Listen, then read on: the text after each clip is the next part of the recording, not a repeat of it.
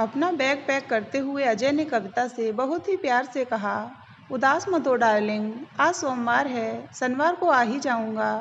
फिर वैसे भी बच्चे तुम्हें कहाँ चैन लेने देते हैं, तुम्हें पता भी नहीं चलेगा कि मैं कब गया और कब आया।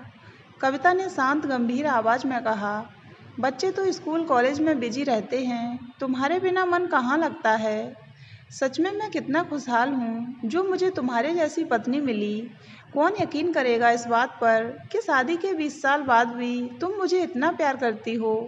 आज भी मेरे टूर पर जाने पर उदास हो जाती हो। I love you. कहते कहते अजय ने कविता को गले लगा लिया और फिर बैग उठाकर दरवाजे की तरफ बढ़ गया। कविता का उदास चेहरा देखकर फिर प्यार से बोला, डोंट बी सैड, हम फ़ोन पर तो टच में रहते ही हैं, बाय, टेक केयर।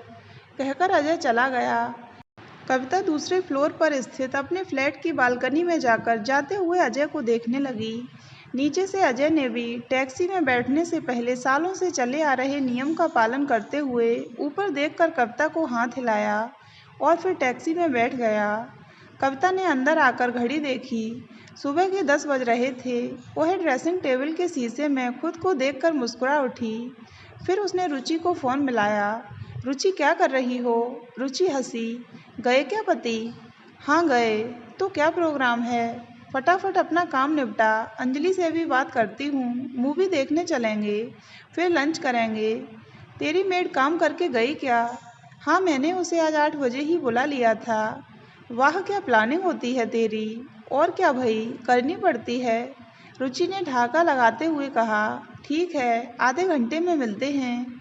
कविता ने बाकी सहेलियों अंजलि, नीलम और मनीषा से भी बात कर ली। इन सब की आपस में खूब जमती थी। पांचों हमउम्र थीं। सबके बच्चे भी हमउम्र ही थे। सबके बच्चे इतने बड़े तो थे ही कि अब उन्हें हर समय माँ की मौजूदगी की ज़रूरत नहीं थी। कविता और रुचि के पति टूर पर जाते रहते थे। पहले तो दोनों बहुत उदास और बोर होती थीं, पर अब पतियों के टूर पर जाने का जो समय पहले उन्हें खलता था, अब दोनों को उन्हीं दिनों का इंतजार रहता था। कविता ने अपने दोनों बच्चों सौरभ और सौम्या को घर की एक एक चाबी सुबह ही स्कूल जाते समय दी थी। आज का प्रोग्राम तो उसने कल ही बना लिया था। नियत समय पर पांचों सहेलियां मिली। रुचि की कार से सब निकल गईं। फिर मूवी देखी। उसके बाद होटल में लंच करते हुए खूब हंसी मजाक हुआ। मनीषा ने आहें भरते हुए कहा, काश अनिल की भी टूरिंग जॉब होती तो सुबह शाम की पति सेवा से कुछ फुर्सत मुझे भी मिलती और मैं भी तुम दोनों की तरह खूब मौज करती। रुचि ने उसे छेड़ा, कर तो रही है तू अब भी मौज, अनिल ऑफिस में ही है ना इस समय। हाँ यार, पर शाम को तो घर आ जाएंगे ना। तुम दोनों की तो पूरी शाम रात तुम्हारी होगी ना। कविता ने कहा, हाँ भाई, यह तो है, अब तो शनिवार तक आराम ही आराम। मनीषा ने चिढ़ने की एक्टिंग करते हुए कहा, बस कर, हमें जलाने की ज़रूरत नहीं है। नीलम ने भी अपने दिल की बात कही, यहाँ तो बिजनेस है, न घर आने का टाइम है न जाने का, पता ही नहीं होता कब अचानक आ जाएंगे। फ़ोन करके बताने की आदत नहीं है, न घर की चाबी ले जाते हैं, कहते हैं तुम हो तो घर पर। इतना गुस्सा आता है ना कभी कभी कि क्या बताऊँ। रुचि ने पूछा, तो आज कैसे निकली? सासू माँ को कहानी सुनाई। मेरी एक फ्रेंड हॉस्पिटल में एडमिट है, उसके पास जाना है। हर बार झूठ बोलना पड़ता है। मेरे घर में मेरा सहेलियों के साथ मूवी देखने और लंच पर जाना किसी को हजम नहीं होगा।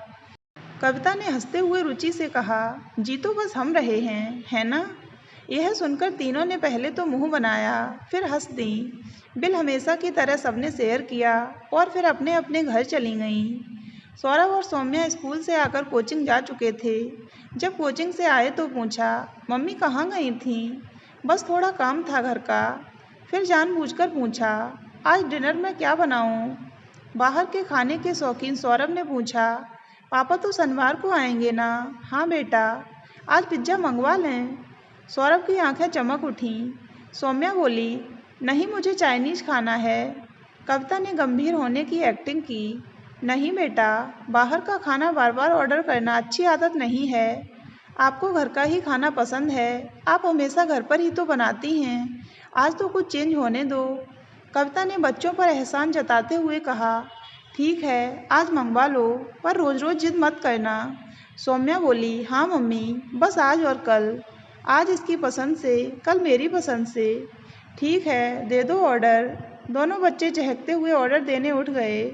कविता मन ही मन हंस रही थी कि उसका कौन सा मूड था खाना बनाने का। अजय को घर का ही खाना पसंद है। बच्चे कई बार कहते हैं, पापा का तो टूर पर चेंज हो जाता है, हमारा क्या। वह खुद बोर हो जाती है रोज़ खाना बना बना कर। आज बच्चे अपनी पसंद का खा लेंगे। उसने हैवी लंच किया था, वह कुछ हल्का ही खाएगी। फिर वह सैर पर चली गई। सोचती रही, अजय टूर पर जाते हैं तो सैर काफ़ी समय तक हो जाती है, नहीं तो बहुत मुश्किल से 15 मिनट सैर करके भागती हूँ। अजय के ऑफिस से आने तक काफ़ी काम निपटा कर रखना पड़ता है। शाम की सैर से संतुष्ट होकर सहेलियों से गप्पे मारकर कविता आराम से लौटी। बच्चों का पिज्ज़ा आ चुका था। उसने कहा, तुम लोग खाओ, मैं आज कॉफ़ी और सैंडविच लूँगी। बच्चे पिज्ज़ा का आनंद उठाने लगे। अजय से फ़ोन पर बीच बीच में बातचीत होती रही थी। बच्चों के साथ कुछ समय बिताकर वह घर के काम निपटाने लगी। बच्चे पढ़ने बैठ गए। काम निपटाकर उसने कपड़े बदले, गाउन पहना, अपने लिए कॉफ़ी और सैंडविच बनाए और बेडरूम में आ गई।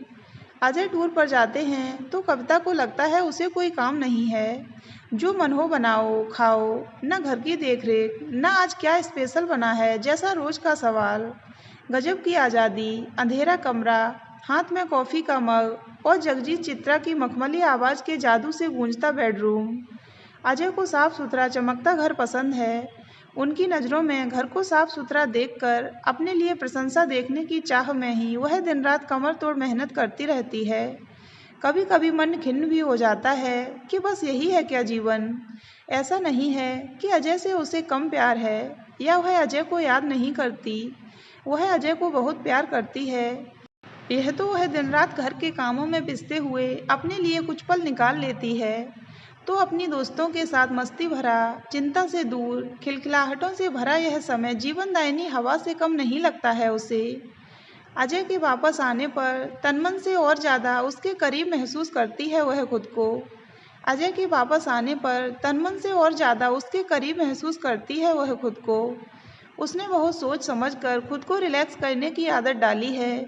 ये पल उसे अपनी कर्म स्थली में लौटकर फिर घर गृहस्थी में जुटने के लिए शक्ति देते हैं। अजय महीने में 7-8 दिन टूर पर रहते हैं। कई बार जब टूर रद्द हो जाता है तो ये कुछ पल सिर्फ अपने लिए जीने का मौका ढूंढते हुए उसका दिमाग जब पूछता है, कब जाओगे प्रिय, तो उसका दिल इस शरारत भरे सवाल पर खुद ही मुस्कुरा उठता है। तो दोस्तों, अगर आपको ये कहानी अच्छी लगी हो तो वीडियो को लाइक करें और हमारे चैनल को सब्सक्राइब अवश्य करें।